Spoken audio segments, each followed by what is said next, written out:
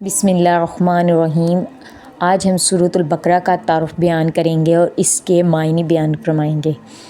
سورۃ البقرہ یہ قرآن پاک کی سب سے لمبی سورت ہے اور اس کی آیات 68 سے لے کے 83 میں اس گائے کا ذکر کیا گیا ہے جسے ذبح کرنے کا حکم بنی اسرائیل کو دیا گیا تھا۔ اس لیے اس سورت کا نام سورۃ البقرہ ہے کیونکہ بقرہ عربی میں گائے کو کہتے ہیں۔ سورت کا آغاز اسلام کے بنیادی عقائد یعنی توحید، رسالت اور آخرت کے بیان سے ہوا ہے۔ اس میں انسانوں کی 3 قسمیں یعنی منافق، مومن، کافر بیان کی گئی ہیں۔ پھر آتا ہے کہ حضرت آدم علیہ السلام کی تحقیق کا واقعہ بیان فرمایا گیا ہے اور تاکہ انسان کو اپنی پیدائش کا مقصد معلوم ہو۔ اس کے بعد آیات کے ایک طویل سلسلے میں بنیادی طور پر خطاب یہودیوں سے ہے جو بڑی تعداد میں مدینہ منورہ کے آس پاس آباد تھے۔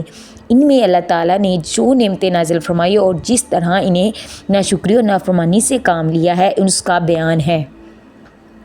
پہلے پارے کے تقریباً آخر میں حضرت ابراہیم علیہ السلام کا تذکرہ ہے، اس لیے کہ انہوں نے نہ صرف یہودی صحیح بلکہ عرب کے بت پرست بھی اپنا پیشوا مانتے تھے۔ ان سب کو یاد دلایا گیا کہ وہ خاص توحید کے قائل تھے اور انہوں نے کبھی کسی قسم کے شرک کو گوارا نہیں کیا۔